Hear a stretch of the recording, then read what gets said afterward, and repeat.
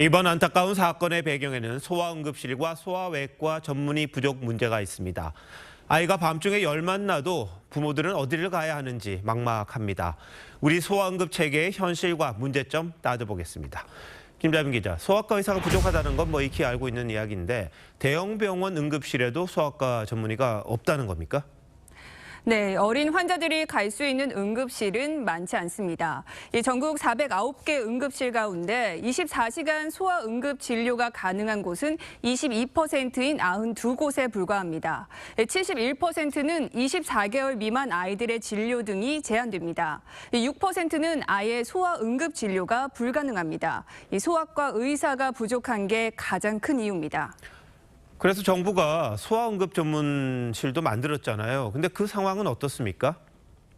네, 지난 2016년 소아 전문 응급센터가 처음 생겼습니다. 현재까지 전국에 10곳이 운영 중인데요. 이 절반이 수도권에 집중돼 있어 지역 소아 환자의 응급 진료 접근성은 여전히 제한되고 있습니다. 또 다른 문제는 응급센터에서 위기를 넘겨도 입원할 소아 중환자실이 턱없이 부족하다는 겁니다. 이 소아 중환자실이 있는 병원은 전국에 13개뿐이고 이 절반이 넘는 소아 환자가 성인 중환자실에서 치료를 받고 있습니다.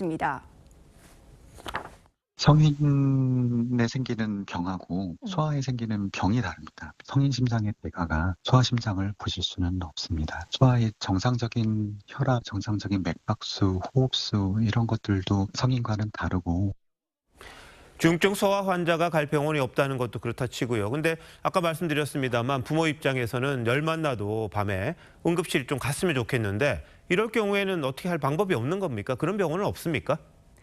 네, 많진 않지만 야간과 휴일에 소아 경증 환자 진료가 가능한 달빛 어린이 병원이 있긴 합니다. 현재 전국에 81곳이 운영 중인데요. 역시 수도권에 집중돼 있고 경북 지역엔 한 곳도 없습니다.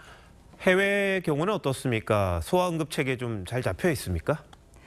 네, 일본의 경우 소아 응급 체계가 4단계로 구축돼 있습니다. 우선 소아 응급 전화 상담 서비스가 있는데요. 지역 간호사가 증상을 듣고 경증과 중증 환자가 가야 할 병원을 분류합니다.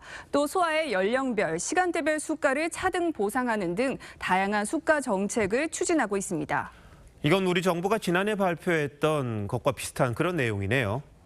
네, 그렇습니다.